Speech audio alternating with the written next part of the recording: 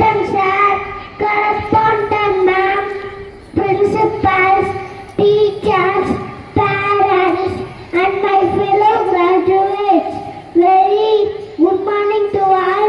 I am M. Adimaran, MEBS from Senior KG to share some experience of my school from Vivekananda Matriculation High Secondary School. Here I felt so most secure and happy to be the student of this school.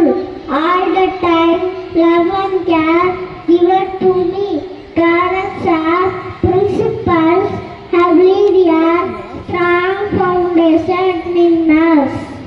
My school taught me to be ambitious and set a goal in my life. I have to reach my goals. Years of my kindergarten have made me masterpieces. This memory is always cherished in my heart. I will see all. I